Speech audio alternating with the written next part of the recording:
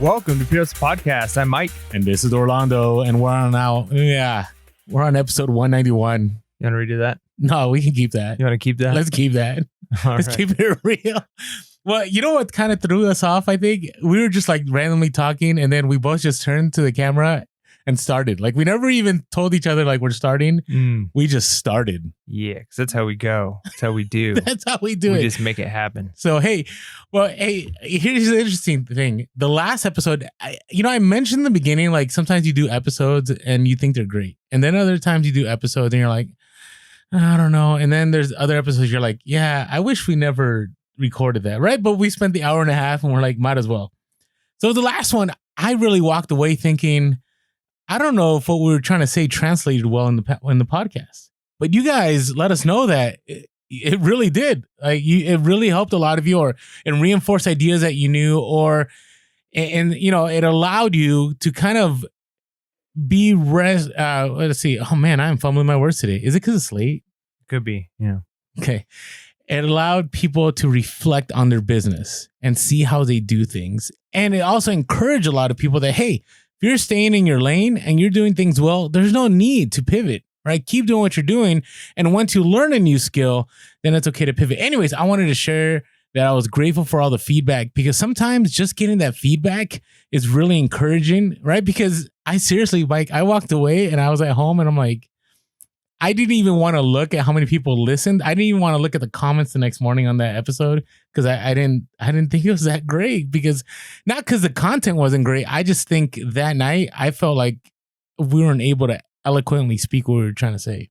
All right. Well, I mean, that happens, right? It happens sometimes, but it turned out okay, right? People liked it. And I think that, one of the things in Pierce Podcast that we always try and do is to be real and relevant. And, sometimes when we're real, it's not as polished and fancy, and we have never aimed to be, that fake. And I think people see through that. And so, we always try to just bring the content that we have and discuss things. And because, we're now 191 episodes in, sometimes we're going to be, way out in left field talking about things, or we're going to be like reiterating things we've already talked about before.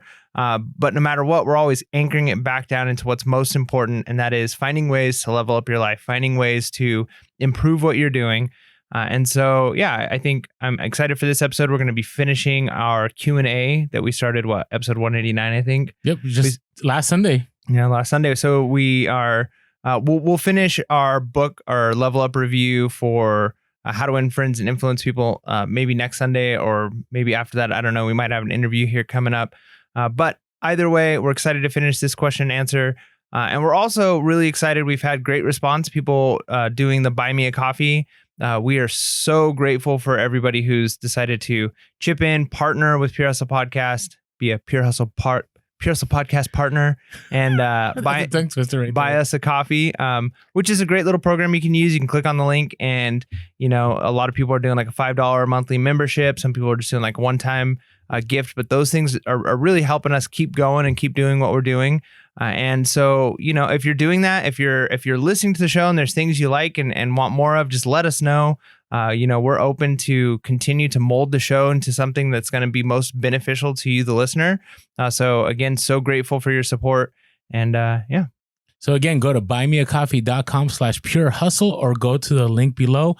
Also, you can find it in the link in our bio on all our social media platforms. And with that said, let's start episode 191. We have 10 more. Is it 10 more questions? It's somewhere around there that we got to get through. I think the numbering's off. I'm looking at the numbering. It's classic Orlando right there. So it's okay. But hey, here's the deal. What I loved was on the last one, people actually corrected some things, which was great, right? Somebody had mentioned like on Amazon that you could actually use a padded priority, which I was always using, and then somehow it disappeared. And someone had mentioned, if you can see on the comments there who it was, I can't remember at the moment, had mentioned that if you put the right dimensions, it'll come up. So that's good, because now when I ship stuff out, I'm going to be more careful about my dimensions, and maybe you got to tweak things a little bit here and there to get that option. So that was really helpful. There also was, this discussion, about individuals and how return and prices and all these things. And this conversation continued on later on in the DMs and on the social media platforms. It was really good because, we all have questions, and in reselling, you don't know what you don't know, right? That's the worst part about it, right? I mean, we'll talk about this on our Wednesday episode about item specifics gate part D, right? Right. Big oof. We went through the same. I actually was looking through our episodes. We actually had a specific episode just for that last year, right? But here's the thing. eBay put that in writing. It's actually in the fall seller update, but even our own episode, we kind of just glossed over it, right? But again, there's no way to actually get to things unless there's someone out there in the community that has answers. So hopefully we have some of the answers that you need for the questions today. And if we don't, let us know in comments. If you have a different perspective, let us know. I've always said this, in reselling, there's a lot of different ways to do things. Some things are just very clear, right? Buy low, sell high. That's probably the safest way to make your business run. But, there's other things like shipping, ways to budget your money, bookkeeping. How do I price things? Should I do returns? Like all those are fluid, right? It all depends on the business model that you have. And so hopefully this episode, we're presenting what we know to be true, what works for us, but it may not be the end all authority. So I want to be clear on that. All right, let's go to the first question. Yeah. All right. So our first question here, pretty easy question, is asking about, do you use a PO box? Or actually, they were not even asking about PO box. They're asking, do you have a PO box for your Amazon account address since they list it out in the open now? So so Mike doesn't have Amazon, but we do have our Pure Hustle podcast, right? Box. And, sometimes we share them, and that's usually when we sell a shirt, that's the address that we use, right? That's our base. And so I've also used that for my Amazon sometimes, right? But I switched things up because as a result of this, right, you got to keep things separate, right? You got to keep things separate. And what I mean by that is it's good to have a separate box and have your home address, right? On multiple levels, right? I'm really a big privacy advocate, even though I think once we have cell phones, we all throw away our privacy. I think that's done forever. But as far as Amazon and other sellers knowing where you live or other buyers knowing where you live, it gets interesting. So I like having a completely separate address, right? Than the Pure Hustle podcast, then, even my eBay, like I like to keep them separate. And so with Amazon, I actually do have a box address, right? So, and it's different and it's worked. It's been fine. I know other people have said PO Box works too. I would double check on that, but I'm pretty sure that's fine. Let us know in the comments. If PO Box has worked for you, I'm good with that too. The other thing I'll say that's not related to this is you should definitely get a box because it's really helpful. If you're doing Amazon, you're doing online arbitrage, it's great to have a place that people can drop it off. Even if you have a ring at home, right? There's always a possibility that people are just going to disguise themselves and steal your packages. Like, you know what I mean?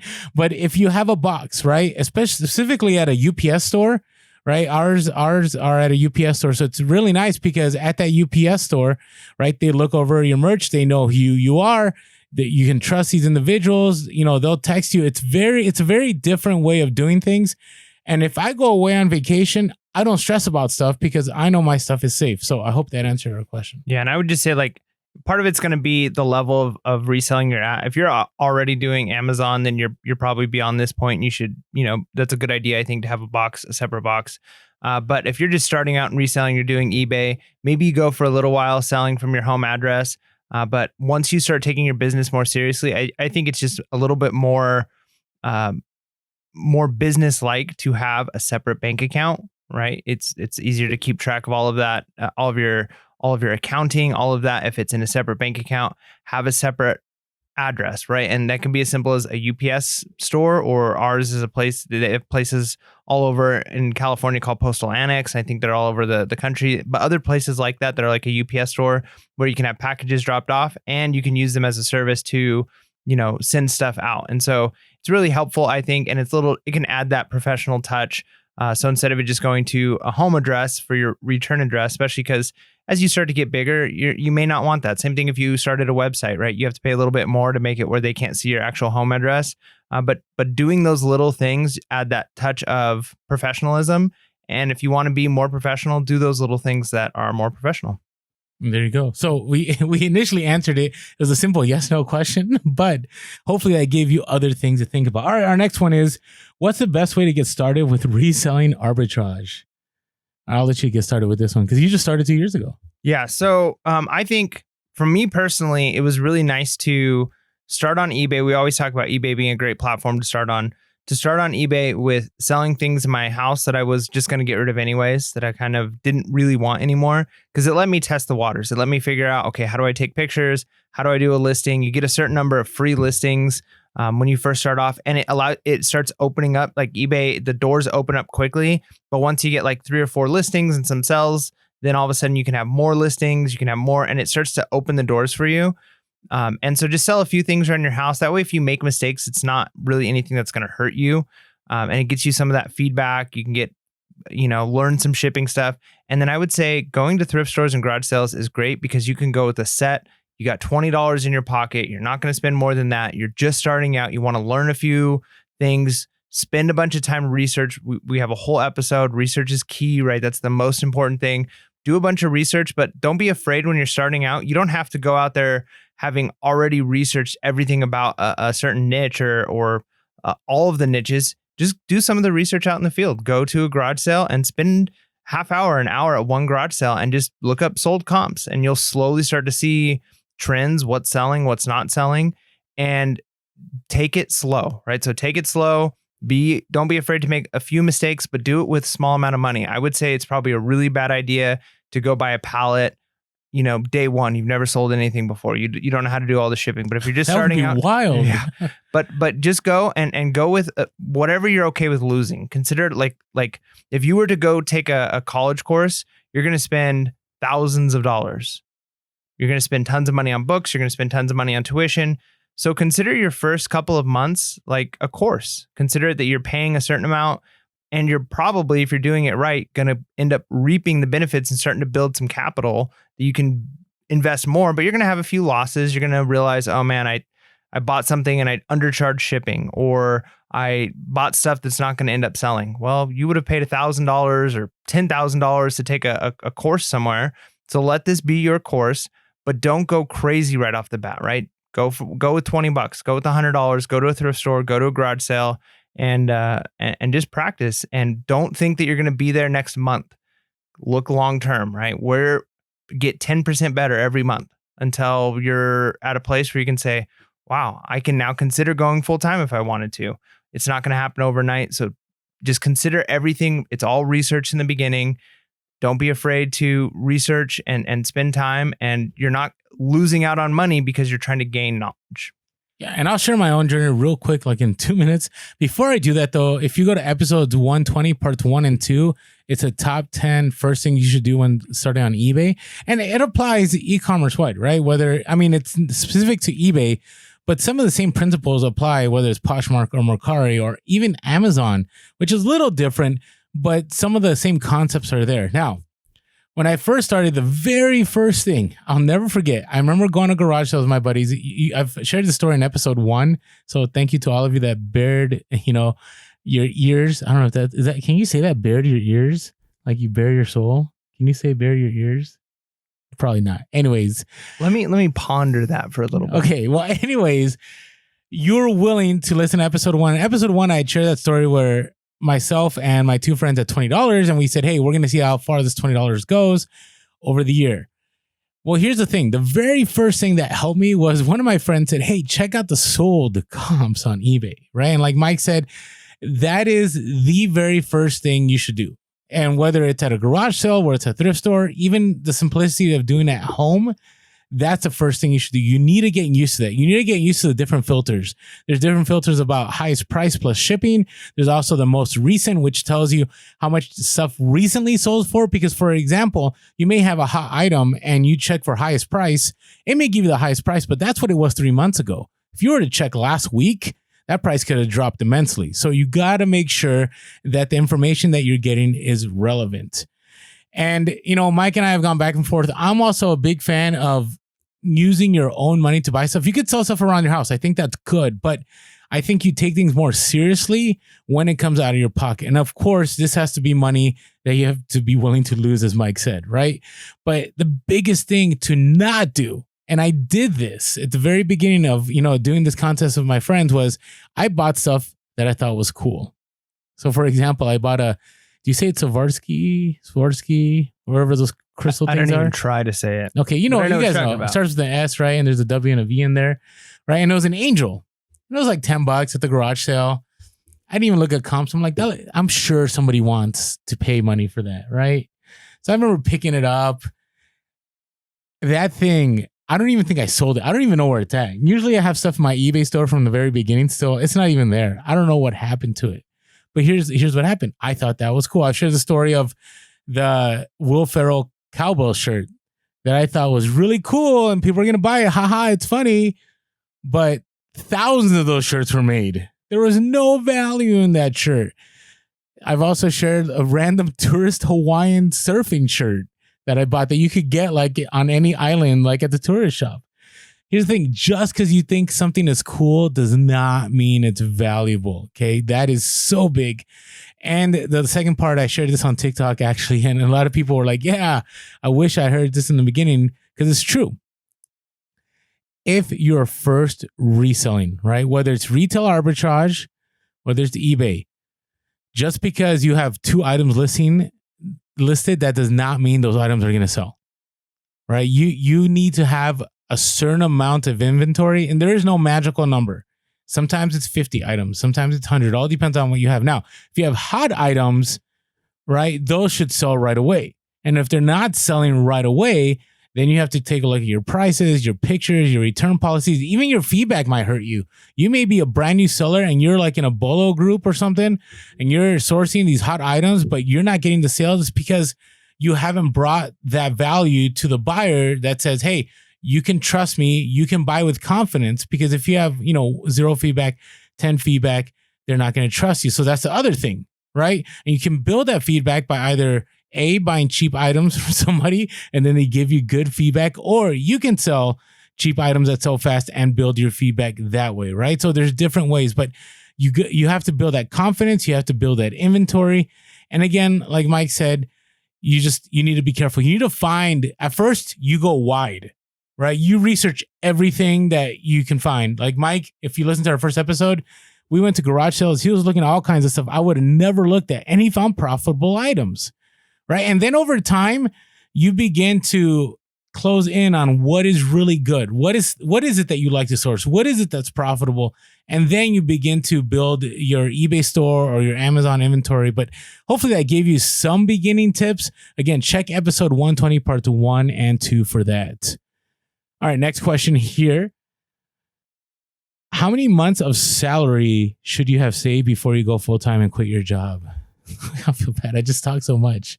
Okay, we have an episode for that. I'm going to find it while we talk. But here's the thing. I'm a big believer. We're super conservative. We did a whole episode, conservative fiscally. We did a whole episode on Total Money Makeover a little bit ago. Mm-hmm. Seems like forever since we did that, right? But Dave Ramsey in there talks about the need to have a 6-month emergency fund. He says 3, but 6 is ideal.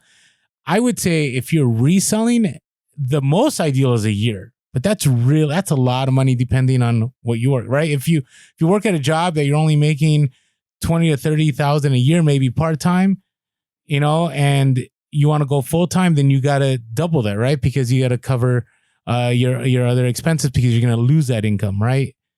Did I say that right? Yeah. And I think 6 months is a good rule of thumb when it comes to any kind of savings like that. We talked Total Money Makeover, $1,000 emergency fund, then get, a month, and then ultimately try and get that 3 to 6 months, 8 months, whatever it is for the type of field you're in. 6 months is like a good number. What I would say though, too, is on top of having 6 months of your expenses covered, and remember, your expenses might be a lot lower than you realize, right? Because if you were to cut down to bare bones, your expenses might be less than what you're making right now. So you can that 6 month might not be a 6 month salary. It might be 6 months of expenses. So that's one way of looking at it. But the other thing is, I would say you probably should have at least a good solid year of metrics that you can look at of trying to sell close to what you would be doing full time. So I think that's wise. yeah. So and the reason I say a whole year is because you want to see how your type of selling, your store, your inventory does in all of the seasons. And so, okay, well, I'm going to have a dip during this time of the year, but I'm going to have an increase in this time of the year. So you have that information, because then if you've got 6 months saved up, plus you've got a year's worth of metrics that you can look at, you can say, hey, I can go full time today. The money I'm making off of my store is going to be able to cover a month of my expenses each month. So I'm good. I don't have to tap in. So the idea of that 6 months saved up doesn't mean that you're living off of that money. You should not touch that money unless you absolutely have to. So you should have not only the 6 months saved up, but you should have clear indication that you're going to be able to cover your very first month off when you go full time based off of the income coming in. If you're already tapping into that savings as you're going full time, I think you're potentially on the road to a lot of problems. Yeah, agreed. And the other thing is, you had mentioned expenses. Salary isn't enough, and you brought this up, but you have to think about health insurance. Now you're gonna have to cover your own health insurance. So, for example, for myself, I pay a hefty amount. I pay about $600 just for myself every month in health. That's just health insurance. That doesn't even include dental. Right? Doesn't even include, let's say you have life or term insurance through your employment. You also have to think about retirement. I mean, there's a lot of hidden expenses that your salary, if you're thinking about just income, you're probably just thinking about your take home check, but you're not thinking about those other parts in your paycheck. Deferred income that your employer's already putting money in there that you're not even thinking about. So definitely think about that. We do have an episode about that too. If you go to episode 128, we go into depth about that for an hour and 15 minutes. Yeah. So hopefully that helps you out. But yeah, 6 months is safe. 1 year is ideal. And one last thing I want to add is you also have to think about capital, right? Do you have capital? Do you have money that you always have available in case there's a deal that you need to make? So check out again, episode 128 for more information on that one. Oh man, I got to tell you, it takes time to go full time, right? It takes time, but you want to do it right, because I haven't been there, but I've always worried, like, what if I have to go back, right? I want to go back because I want to. I don't want to go back because I have to. But there's nothing wrong going back if you have to, by the way. That's life. Like, you do what you got to do. All right, our next question here. How come resellers allow death piles? I like this one. When I first started, I couldn't understand, and now I'm here with 2 death piles, LOL. I thought that was a great question. I think it's great that there's an actual number of death piles that they have. There's 2 of them. So it's not just like a big death pile, but they've quantified this is one whole death pile and it's full, and now I need to start a new death pile. But yeah, I mean, that's good. I think there's 2 reasons. One, and I think it has to do with human nature. One, I think we're lazy. And I'm not saying you're lazy for having a death pile, but I just think that is a reason that people end up getting death piles, is because there's a certain part of our human nature that doesn't want to tackle the hard thing every day. And a lot of times for many things, like listing is the part that's not fun. And then that leads to the other part is, I think we as humans are also easily excited, right? The excitable nature of us goes and we find something else that's interesting that we can go buy. There's more profit. And so our attention goes off of the thing that's maybe more time consuming, a little more monotonous, not as exciting, to the thing that's exciting, right? I want to go back to a thrift store. I want to go to a garage sale. I want to go back into a Target and scan items and find that next big sale. So I think that those play a big part of it. And then I just think too that sometimes your interests change, right? So when I first started, I was picking up VCRs and listing them all the time. Then after a while, it wasn't as exciting to list VCRs, and then I stopped. And then now I still have a bunch that I haven't listed, and it's not even so much that I'm lazy or excited. It's just that my interests have changed, and now I'd rather list different things. So I think those are some of the reasons why we have death piles. And again, this isn't saying you're wrong for doing that, because I have a death pile or Lon does a death pile. I think everybody does, right? There's only 2 resellers I know that do not have a death pile. 2. Out of the thousands of millions. Now, obviously, I don't know all the thousands of millions. No, I think it's a great question. The obvious answer for me is, as resellers, we like finding stuff. We like the sourcing part, right?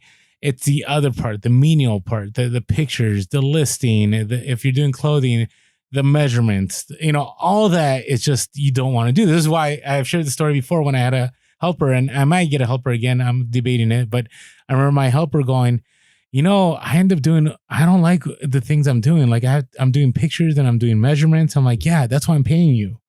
Right. But it's true. Like if it's a major problem, if death piles are a major problem, like you've got sourcing down and you're making it happen, maybe it's worth it getting a helper just to help you move along. Right. Because that is something that helped me out a lot. Was I got into this moment where I had so much inventory coming in and I was trying to do Amazon. This was actually 2 Q4s ago, that it forced me to get a helper around September, October, and it just changed everything. I mean, my listings went way up. My efficiency on Amazon went way up.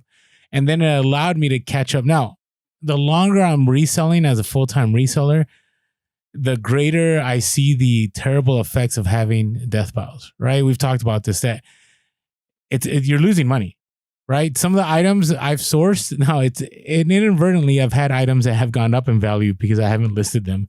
But most of the time it goes down in value. And plus, it's cash flow, right? That you are cutting short, right? That money could have been turned over to buy more items to keep building. But ultimately, the philosophical question is, I think we like the new shiny objects, right? We get tired of things. I mean, we've talked about electronics. Like even today, when I was garage selling, I saw like a Sony amplifier and I saw all these other things. And I'm like, I can make money. But then I was like, nope. Like, I don't want that because it's just going to sit around, and I call them death stacks. I did pick up a keyboard today, which I regret picking up, but that's another story. So anyways, hey, to go along with that, did we cover a question about organization last time? I think so. Did we? Like somebody said they had trouble organizing. Okay. It's not on here, but it just hit me. So I want to answer that question off the record or on the podcast. So somebody had said, I'm having a terrible time organizing. I don't know how to get everything in place. What do I do? And I had a random answer to that, because if it's very overwhelming, right? So you think about it, you're a brand new reseller, right? In the beginning, you said this before, you start with one tote. Not that bad, right? You have like 10 clothing items, they hang in a closet. 6 months down the line, you still haven't started an inventory system. Now you have 10 totes. Now you have a closet full. Now you have random knickknacks. Now you're like Orlando and you have stuff on top of your kitchen cabinets. You have stuff in your laundry area. You have random stuff stashed throughout the house. And then when things sell, you're spending all this time trying to find that stuff. Here's my solution for this. Pay somebody. That's my solution. And I'll tell you why. So I had about, I want to say 1,200 pairs of shoes before I hired my helper. This was a different helper. And they were in totes. They were in those Costco black and yellow totes. And every time something sold, it was an ordeal. Like, most of the time I could remember what part geographically in my home the tote was, but I didn't know what tote it was in. And it just seems so overwhelming, having to pull up the custom SKU label for every single item and have it inserted. So I just paid somebody, and I paid them. Yeah, in California, things cost a little bit more, but so it cost me a little bit. But in 8 hours, they're able to organize everything. And this is why they're able to do it a lot faster than I could. One, it was fresh. It was brand new to that individual, right? This wasn't like they didn't feel the effect of the death pile. They didn't feel the effect of lost inventory. Like they weren't burnt out, right? If you're asking about like, Orlando, it's so overwhelming, I don't know what to do. Part of it is because you may be burnt out because you wasted all this time. And I'm not pointing a finger at you. This was me. I wasted so much time that I couldn't even look at stuff. Like I would get anxiety every time something sold and I couldn't find it. The second reason is that is the only focus of that person that you hire on to do that, right? You still got sales, you got customer service, you got shipping, you got returns, you got all this going on. If this is the only thing that this individual needs to do, they're going to be way faster at organizing that inventory. Right. And then last of all, you could do a whole lot more during that time, right? You're not losing that time, right? That's the easy one. So it may cost you, but you may end up better off because instead of using that time to organize, you're sourcing, you're listing, you're doing whatever, and you're bringing profit in. So think about that. If you feel really overwhelmed with your organization, because I'm actually about to hire a helper just to organize stuff again, because I actually started doing it, and I'm like, and my storage unit's all organized. That's not the problem. I have a bunch of stuff in my own home that isn't organized, and I haven't lost anything, but I'm trying to get everything out of my place. But in order for it to get out of my place, it has to be organized. I don't want to just shift a huge pile of stuff from one place to the other without it being organized. So just something to think about. Yeah. Do you want to add to that at all? Was that out there? I thought it was an easy solution. No, I think that's good. It just costs you money though. So, and we also do have an episode on helping you organize. If you'll have to scroll. It's on there. I can't remember right now what it was.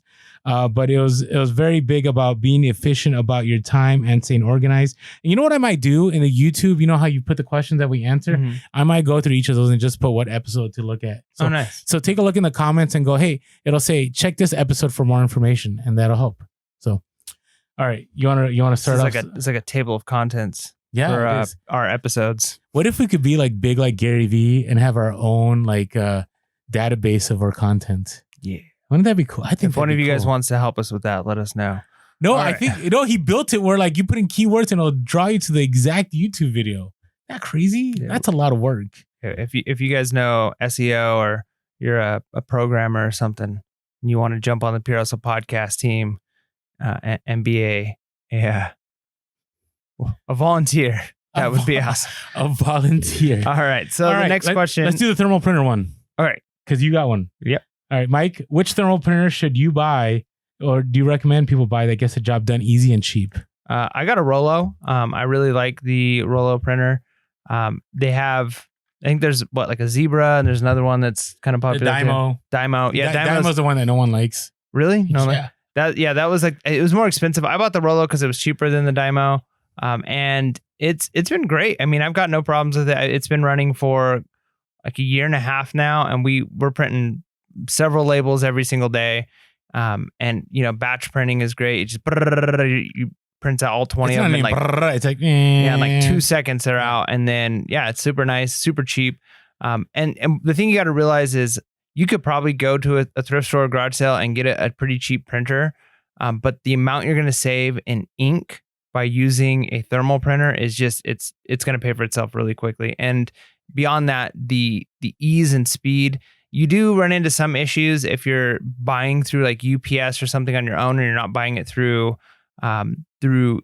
Because for a while we were purchasing labels through UPS on a separate website because we had like a different deal, and we had to it didn't actually go into the printer, so we had to like snapshot the label, and then we had to print the snapshot, and so that would take a little bit of time, but it was still worth it for the amount of money we were saving. But now that eBay has UPS and FedEx contracts that are pretty amazing, I think.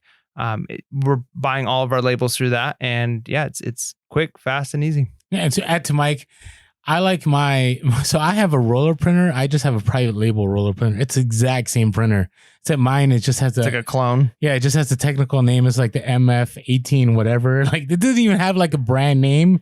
It is what it is. Now I bought that as a special deal that College Picker had shared on Instagram. I paid like $75 for mine.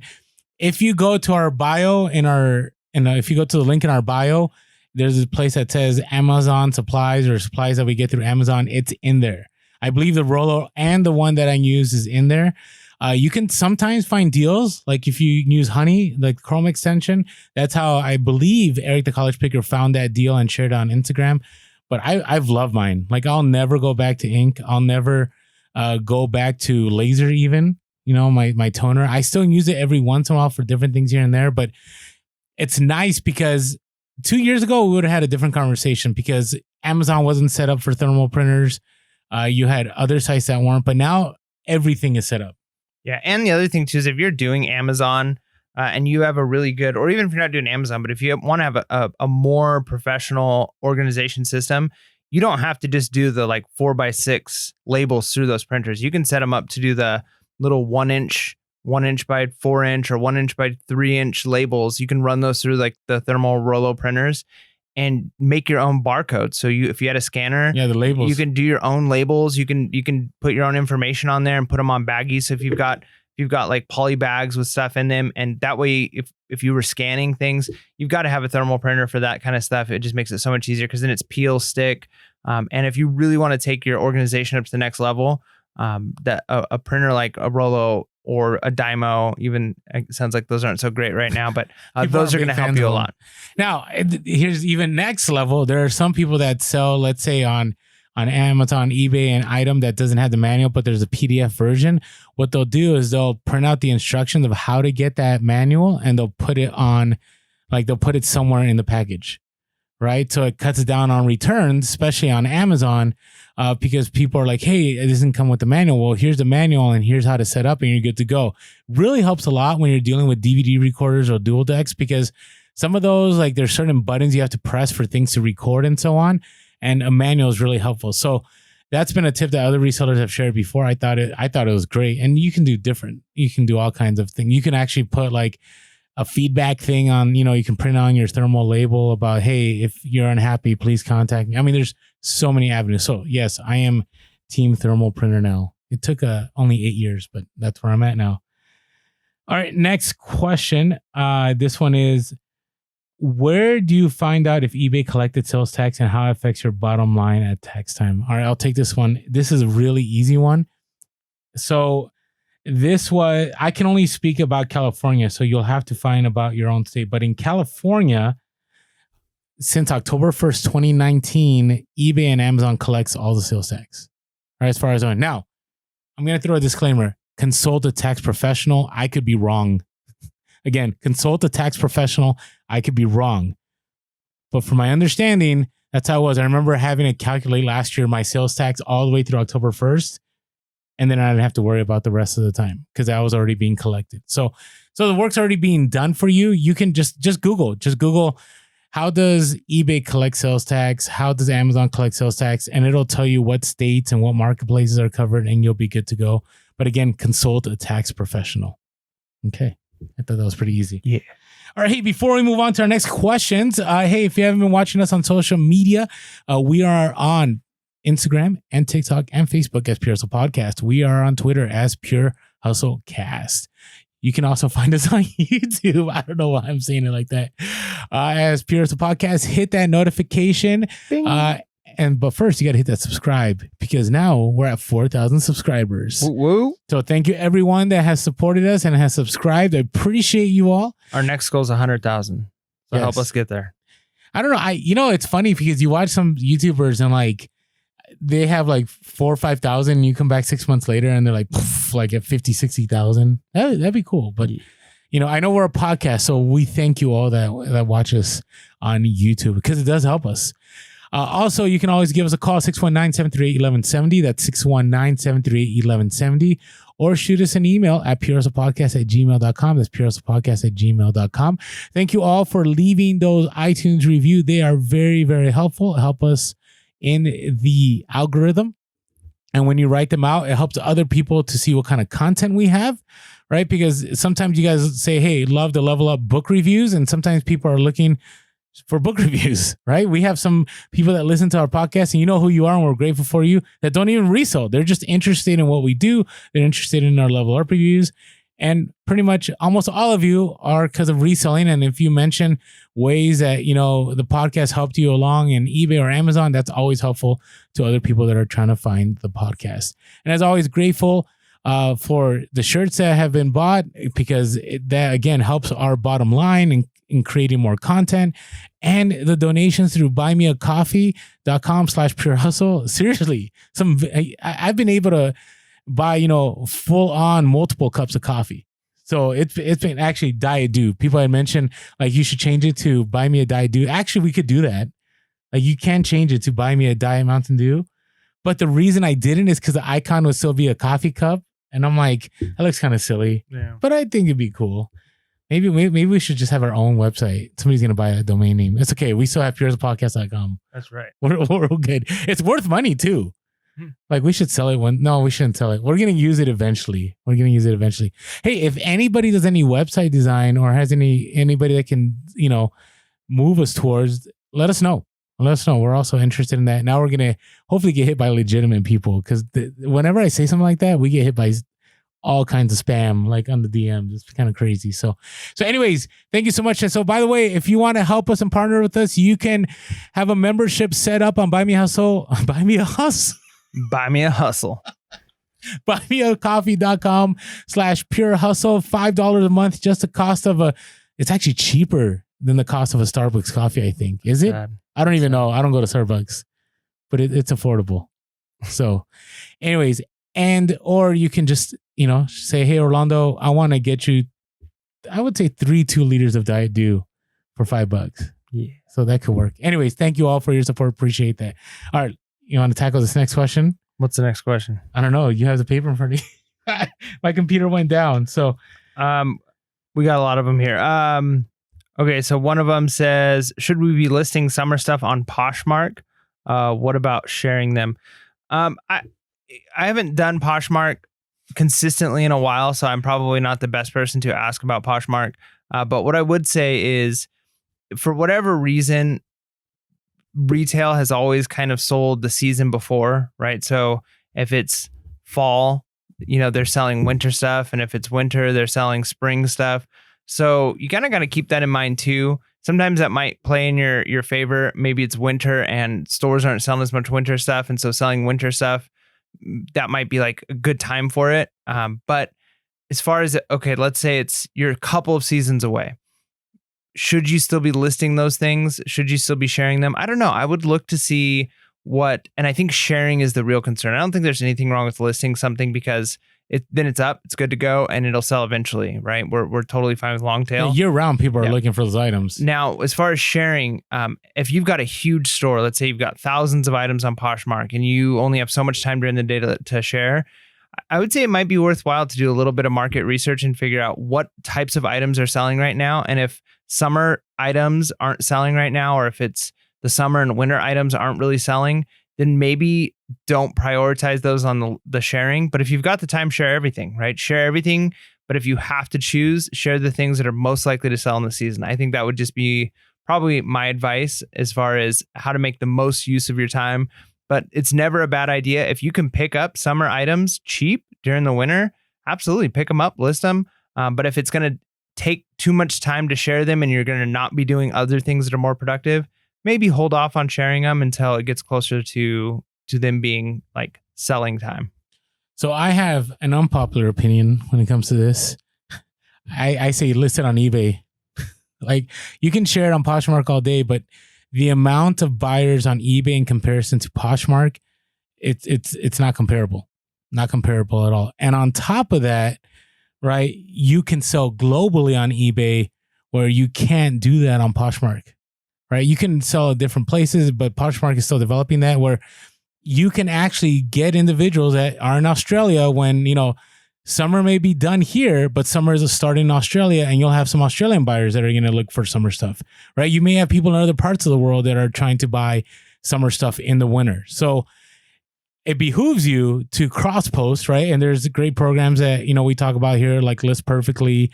And we also have Vendu and so on, that allow you, right, to cross post. So that's my recommendation, because that stuff sells year round. But if you're only limiting yourself to that platform, which I have nothing wrong, there's nothing wrong with Poshmark, but Poshmark has its limits as far as the amount of buyers and the stretch of how far it can reach as far as the potential buyers that you can have.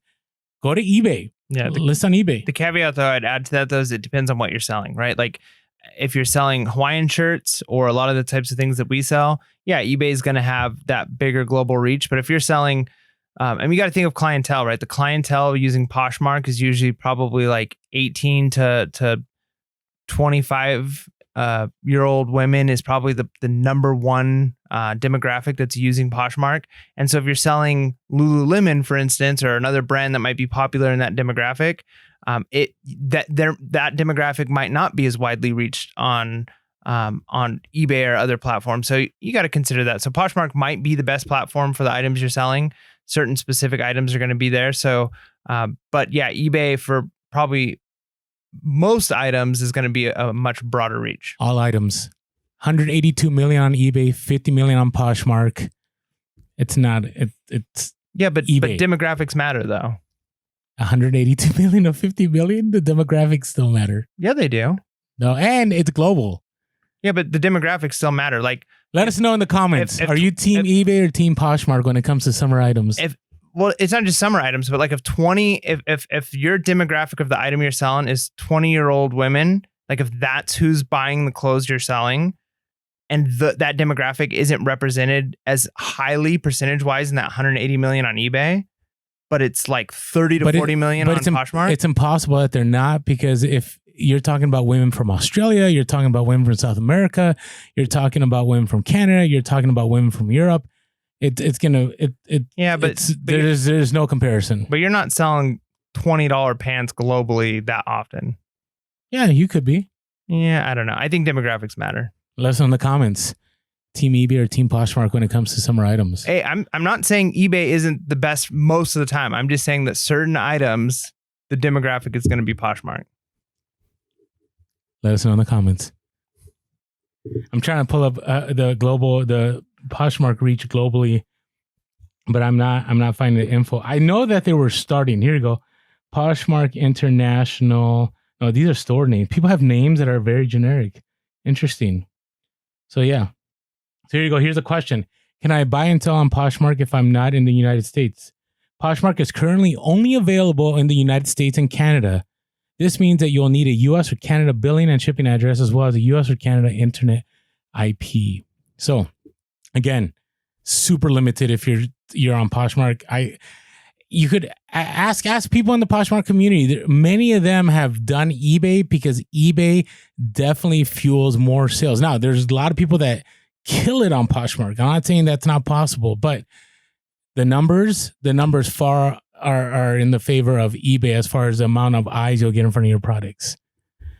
That's my piece. All right, let's go next question. You might be right, but you're not.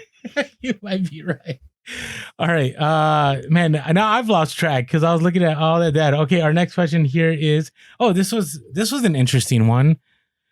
How do you find out what your previous offers were when you counter offer? Do you know where to find that? I'm not sure. So that one's an interesting one because you would think it'd be pretty easy. So the only way I know how to find stuff, if I go to the app and I send the counteroffer, so I was on my phone right now trying to see if I can send a counteroffer, and I can't. All I have is one individual send an offer to. But if there's three things at the top, and the middle one is completed. If you click on that completed on the app, it'll show you all the counter offers you had for that individual. Now, you can go on the desktop and you can actually go to your offer and you can click, and there's like somewhere on the side it'll show you. I only know the app one because I only do my counter offers and offers on the app, but it's just click on that completed and it'll tell you what it is. Because I wish there was an easier way, right, to find things out, because if you get a bunch of offers, like you're not going to remember what it was, and then you have to go back, you have to figure it out. But that's just my rant. Along with my rant of I wish there was a box that you can click to offer free shipping as a counter offer or when you send an offer. Because that'd be really nice. How many times do people say, hey, I'd be willing to buy this if it was free shipping? And sometimes, depending, if I eat breakfast or not, it bothers me. And other times I'm like, sure, why not? Let's make a deal, So hopefully that was an easy one to answer. How about this one, Mike? I don't know if this is a question or this is just one in our opinion. Do you source stores with no AC and triple digit heat? Yeah, I think that's someone just letting us know what they've done. Yeah, I mean, I think I've definitely been in some stores, some hole in the wall thrift stores with no AC, and it's been hot. And do I make a habit of it? No, I don't. I like to be comfortable. Now, if it's garage sale day and it's hot outside and I'm grinding, I'm hitting garage sale after garage sale.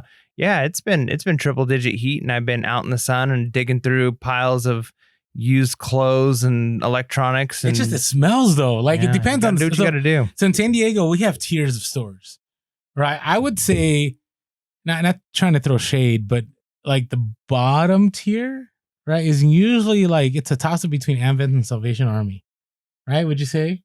Probably. Right. Sometimes it depends. Some Amvets are super clean. Some are you're like, what is going on here? Same with Salvation Army. Like there's some locations that it's like boutique-ish, and others you're like, this smells like a thrift store, right? And then, as much as, we throw shade at the store that shall not be named, they usually have AC pumping, right? I mean, it's pretty comfortable. So would I source if it's triple digit heat and no AC? I probably wouldn't, but that's because I have so many death piles that I don't need a source when it's that hot. But anyways, yeah, but I've been there. You know, the worst is going to the bins when it's super muggy and hot. It's just gross. I already think the bins are gross. Like I can't handle the bins, right? But and again, I've only gone to the bins probably less than a handful. I'm trying to think how many times. Not many, not at all. All right, let's go to the next question. Mike, how did you deal with text me eBay scammers? I used to So this is brand new people. I used to just try and keep the professionalism up and say I'm only gonna, reply on eBay or do things on eBay. But now I've just moved to ignoring. If somebody's message to me seems like they're a scam or a scammer, I'm not going to respond to it all because I'm not going to take any of my time to acknowledge what they're doing because it's not going to convert to a sale. And if it does, it's not the kind of sale I want, right? So I'm just going to ignore any type of things that seem to be shady. Now, maybe there's an exception where something comes through and it just seems like somebody's got a bizarre question or something. I'll deal with that. But I just don't waste my time with it anymore. I ignore it. Yeah. I mean, that's it. And the key thing is you can also report buyer. You can send the message to eBay. The easiest thing is ignore it, which is probably the best thing to do is to ignore it. Cause sometimes you may get caught up if you message and you might message the wrong thing. That could happen. Ignore it and then Google eBay block bidder and then click on one of the links that come up and put them on that list. And that's it. You're done with them. And by the way, if you're a brand new reseller, that's only going to happen for a little while. Eventually they go away. And then you'll end up like Orlando and you put everybody on the block bidder list. Anybody who lowballs you, anybody who doesn't pay you, anybody who sends you messages, you just throw anybody on there because you ain't got time for that. I just got my most recent message is so annoying. Somebody said they couldn't even pronounce, they couldn't even spell the words that they were saying. It was so annoying and frustrating. So think about now. See, now I'm giving this person time. Now I'm giving them person time. They are living rent free in my head right now. Unbelievable, right? They sent this a message. They fake. How can you sale that prices? Laughing emojis. Bro, can you even construct a sentence? You're gonna throw shade at me? So I just blocked them. And I brought up on the podcast. So he got what he wanted. All right. Anyways, that's how you deal with scammers. Okay. All right. Next question. How would you tackle eBay in a giant stamp collection? Any recommendations? Great question. So first of all, I would say you want to take a look at what is the best way to profit on all of them, right? If you have time, that's another consideration too. So you can go one by one, right? But that's going to take you a long time, right? Unless it's a hot stamp collection, right? You could lot them all up, right? And move them faster. You have to figure out what is the best way. It all depends. What I strongly recommend, you also take a look at other listings and see also how people are doing it. Are they doing free shipping? Right? Are they doing expedited shipping? That should play a part. But the biggest part is how are people maximizing their money? Because sometimes individuals they'll list it, individually, and people are only looking for 2 or 3 stamps, and then you're stuck with all these other stamps you're not going to make any profit on, right? And I'm talking, it doesn't have to be stamps. It could be toy figurines. It could be, whatever is a collection of items. At other times, if you lot them up, people, it's kind of like you provide an access point. In order to buy the one that you want, you have to buy all this other junk from me too, right? So you throw that into the price, and that happens all the time. I get hit up all the time, hey, are you willing to separate the lot? I only want this one, and I tell them, sure, no problem. It'll just be the same price, right? And I've had people buy it still, right? Because they really wanted the item. The reason I do that is I purposely know that one item is the most valuable item. And if I take that item out, I'm not going to get anything for all these other items. Right now, could I sell that piece individually?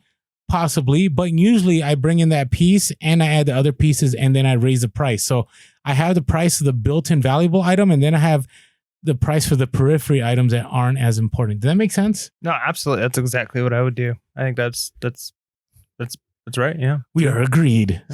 Yeah. So take a look at that. Take a look at comps. Take a look at the way that people are listing them. All right.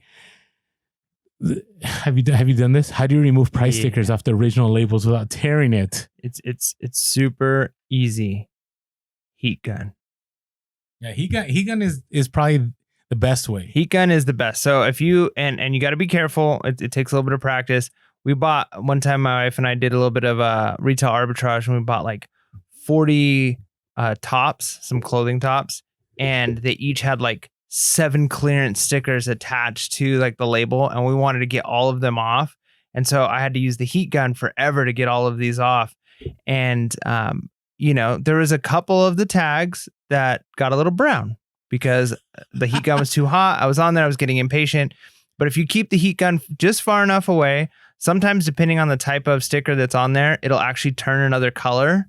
Mm-hmm. Like it'll like kind of go brown. It depends on like the makeup of the material. Yeah. So what type? So it might do that. It might turn brown and then it just comes off. Sometimes the glue will get warm. Like you just let it. All you're doing is warming up the glue, right? That's the way you want to think about it. You're just warming up the glue, and then you should be able to take like your finger or something like that, and it should just come right off. Another thing that's really helpful are those little scraper things. Scotty peelers. Those are nice. Those are good too. Yeah, so all these can be found again if you go to the link in our bio under Amazon supplies. Or Gugon.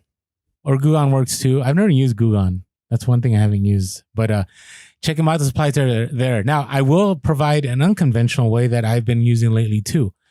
Is that most of the time, people don't care if the full tag is there. They only care if the tag is there. So you cut. So I just cut it. So, sometimes you have retail arbitrage items and the price is at the very bottom, like the clearance. I just cut it. And then you know. Now, actually, I was given that tip by another reseller. Again, we're actually going to have a full episode devoted to like the advantages and disadvantages of social media and reselling. And one of the advantages, some of these tips, like I've been sharing, it's been from other resellers. It hasn't come from my head. Like it's only because other people have said, "Hey, Orlando, this is how to do things better." Yeah. Is it okay that I admitted that? We're not gurus. No, we're definitely not. But yeah, cutting is good. I've cut too. Yeah, sometimes you're just like, I'm done with the heat gun. Yep. I'm done because sometimes you're trying to hold the tag and you're burning your finger. Oh, I've burned the heck out of my thumb when I was doing all those tops. Yeah, my thumb got pretty good burn on it. Because if you're doing just 1 or 2 one-offs, it's easy to take your time, be patient, and it doesn't take a lot of time. It's really fast. But if you're doing like 30 or 40 items and you're getting to number 28 and you're just over it, and so you're not paying close attention. Your thumb has been getting heat the whole time. Yeah, so, cut if you have to. Yeah, and I'll throw one more. If it's an item that's in a plastic casing, right? Plastic's kind of tough, even with the Scotty peelers. What has worked for me really well has been those Clorox sanitizing wipes, right? Because the strong chemical in there is able to just break down like the tag, and you're able to wipe off all the residue. So that's been really helpful too. But I only use that as a last resort. I really am a fan of Scotty peelers when it comes to plastic and stickers. So hopefully that helped. Okay, I like this. I like all the questions, but I like this next one. At what point would you use a second eBay account? We've exhausted our 1K listings and wondering if another store would help with costs. I'll let you get started on this one. Man, I don't know. I think I'd have to look at the numbers because I'm not there yet. But I think you're probably better off upping into another store because of the extra benefits it gives you. Upping, you mean a subscription, not getting another store? Yeah. Okay. Upping the store subscription to a higher subscription. I think you're going to be better off doing that long term because it's like anything. You go to the movies and you pay $3 for a small popcorn. Or you pay those are the worst, you pay $3.25 for a large, and it's 10 times the size, right? But you're only paying 25 cents more. So it's kind of like that with the store, right? You're already paying a certain amount for the base number of listings and for a certain store size. And if you look at the total number of listings you get, you doubling your store versus just paying up one more level.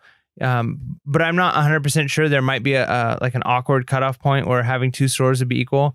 I just worry about just the extra hassle. Like even if you had saved $10 a month doing it that way, is it worth the hassle of logging in and out of 2 accounts, dealing with the feedback on 2 accounts? I don't know. To me, I think I'd rather just have one account with a higher subscription But maybe there's reasons why you'd want to have two. Can you think of reasons to have two? Yeah, I do. But I'm going to drive you to Daily Refinement's Instagram. He actually posted on Instagram, I think a week ago. I thought it was really helpful. Now, I'm a big believer that you should get a store when you're first starting, like within 50 items, because of all the tools that you get. Chris is very big on numbers. And so he just shares the straight up, here's the cost. So he has it broken down like when to get an eBay store. If you have 250 items, it costs you $22 a month. And you should be you should be profiting $625 profit monthly before you get that. If you move up to the next one, you should be profiting about $1,500 and you should have about 600 items in your store. So take a look at it. It's Daily Refinement on Instagram. And there's a post that's about like a week or two. Just scroll, you'll find it. That's just the numbers. That's just numbers. That doesn't include like the other reasons. So I'm a big believer that the numbers are important. They're always important. But when you're first starting, the tools are really helpful. Being able to do markdown sales, Terapic, and so on. Now, let's talk about second account. I'm a big believer to get a second account if there are items that you don't want to have shared. Right. So I'll give you an example. If you're doing a lot of retail arbitrage, right. And you want to keep things separate, right? Because especially if you're on social media, right, you want to be careful about that, right? For example, I'll give an example. There's an influencer last week that was talking about how, they have multiple accounts and people found their original account because they bought something from that person. And then they found out what that store was, and they went to the store and they started picking off all their RA items, and they went sourcing and they undercut that person, right? So you want to be careful, right? If you want to start a niche store where it's just like you sell only this item and you want to be known for only that item, that could help too. I still go with the fact that, hey, when people go on eBay, they're only searching for what they want. Very rarely are like, hey, I want to go to this store. But it may help. And I know some people have said in the comments before, like, hey, Orlando, actually, we opened a second account for this specific reason. And it's helped because it's allowed people within that Facebook group or that community to go, hey, go to this store. Right. And so people know that, hey, this store, this is what they sell. So those are the two reasons. I myself, I don't anything that I'm selling on Amazon, I will never throw on eBay. I'll never, because you guys know my store. And so that would just not be wise on my part, because you're going to go like, I wonder why Orlando has this retail arbitrage item on here. And then I put my whole Amazon business in danger. Not that you guys would be doing anything wrong. I'm always a big believer. Like, if the information's out there, you're not doing anything wrong by finding it. Like, it is what it is. That's how this business works. But you want to be careful, right? You want to be careful. If you're on social media and we have a lot of people here that do YouTube and they go into resale stores. Make sure you have a second account, because you may not know it, but at some point in time, you may share what's sold. You may share a haul. You may share something. Somebody's going to trace back to your store. They're going to know what you're buying, and then you're going to bring a ton of competition your way. So that's why I would say it's good to have a second or a third store or whatever it may be. And also, I'll throw one more thing in there. If you want to source, I don't do it myself, but it has hurt me a couple of times where, like, I'm buying a bulk lot of stuff and people look at my store and they're like, oh, hey, I know you buy this stuff, and it's been kind of awkward. But it's also been the same principle as when you're a reseller and you show up at a garage sale and you tell them you're a reseller. I've had people look at my store and they're like, oh, I see that you sell this stuff. Yeah, I don't have the time to sell this. I have more. And then they give me access to other items. So it works, multiple ways, but those are some of the reasons as to why you would open a second account. Hopefully that helped you with that question. All right. And now we are to this. I like this one. I like ending on this one right here. So how did you and Mike meet? That's like episode 1. And then, do we have separate businesses or combined? And maybe we want to say why or why not. Well, we'll start with we definitely have separate businesses. Why? Why? Because we're separate individuals with our own lives. Okay, but I want to take it a little bit further. So Mike and I both know, unless Mike has a second store I don't know about that he's keeping hidden because he doesn't want me to know what he's selling. But which is fine with me. I have no problems with that. But this is what I'll say is that Mike and we source different stuff. Right? In the beginning, you were kind of sourcing what I was sharing and what I did. But then after time, you kind of developed your own thing. Right. And I want to share this to new sellers or there's a lot of people that are like, hey, can I get access to your store? Because I want to see what you're sourcing so I know what to source. But this goes with our last episode. There's a problem with that because you may follow my store and then you're only looking for the stuff that I'm able to sell and your geographic region may not have any of those items. So it's good to look just for, looking purposes, but don't try to imitate someone. Like it's not good if that's the only thing you're trying to do. Now it's good to learn from someone because, you learn, hey, this kind of shoe sells really well, or this kind of item sells really well. But if you're only trying to find just those items, it doesn't help. And the and the other reason is Mike and I have totally different schedules. Like it's like obnoxious. Like the fact that we're actually able to record podcasts consistently, like that's a miracle in itself. So, and Mike doesn't like competition either. No, I love competition. He doesn't like it with me. I'm just not going to give my competition any edge. I'd rather just win in my competition. Is what I'm saying. It's so true. So this is a story that he shares about with garage sales and how I found a bunch of pennants. I'm all sold out with those pennants. Yeah, well, I sold the G.I. Joes, so whatever. We're fine. See what I mean? If you're watching the YouTube, look at Mike's face the moment I bring that up. So, and that's why we have separate business now. How do we meet? You want to just... Yeah, so I got hired on as a long-term substitute teacher at the school that he was vice principal at. And, good partway through the year, a position opened up. And so for the following year, I was offered that position. And so I worked as a full-time teacher at the school he was the vice principal at. And I remember, it's one of those things where, it's a big enough place where, you don't really know everybody really well. But I went into your office. I think it was like for, I don't know, some kind of eval. I think you came into my room and like watched like so unprofessional of me 15 or 20 minutes of my class or something. And so I was supposed to like come sit down for an eval, and like I looked at your shelf and you had like a board game on your bookshelf and it was just like a Risk or something. And I was like, oh, I really like that game. And you're like, yeah. And then you said like, yeah, some of us guys like play board games, once a month or whatever. And I got invited to that. And, I think it was like, cause you have people you work with that you can kind of be friends with, but I think it was the fact that like he invited me into like more of like the, like, hey, like come hang out with the guys type of thing. And that was really cool. So I thought you were going to share about like, I just started talking to you about reselling. Yeah. You're talking about how we met. Yeah. Oh, sorry. My bad. Well, I mean, because I was kind like that. Yeah. And so the fact that we had the fact that we had that like friendship. And then of course, because reselling is such a big part of Orlando's life, I'd say like at least 4 or 5 out of every 10 conversations. That's where the unprofessional part came in. Something that he sold, or, like we'd be a bunch of the teachers would be at lunch and he'd be like, yeah, I was at the store and I bought these items. I'm going to sell a ton during Christmas time. And everybody would kind of just roll their eyes. And I my ears would perk up a little bit. Like, sorry, I don't mean to say that, Orlando, but it's kind of true. It is true. I'm fine with it. That's when I knew that reselling was not just a side hustle anymore. Right. Yeah. No, this is your passion, but I was always kind of like, I've done eBay a little bit, when I was in high school, right out of high school, but it never worked out for me. But this guy's doing it. So yeah, I'd start asking him questions. What else did you sell? What are you selling right now? And I'd tell him like, hey, my wife's coworker found this thing at a store.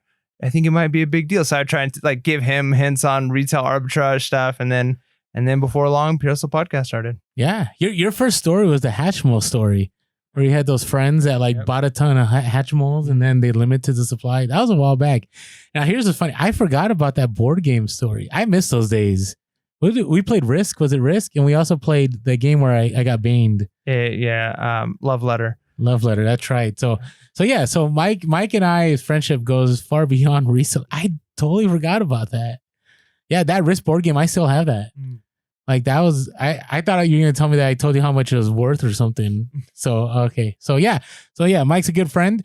Unfortunately, sometimes we only get to meet during the podcast, but it makes for a good conversation. So, hey, hopefully all these questions we were able to answer adequately. And if we were not, there's always a comment section where you can let us know, hey, Mike and Orlando, we appreciate what you shared, but here's what, probably should have been said or whatever. We're open to that, right? Because we're all learning together, right? That is a key. Oh man, I'm going to ruin the ending here. It's good. It's just like a sandwich. You just got to ruin the beginning and ruin the ending. And as long as the stuff in the middle is fine. There we go. There you go. So anyways, hopefully that helped you all out. We're all part of this great reselling community where we're always learning. And with that being said, make sure to be real, Be relevant, and be reselling. Late.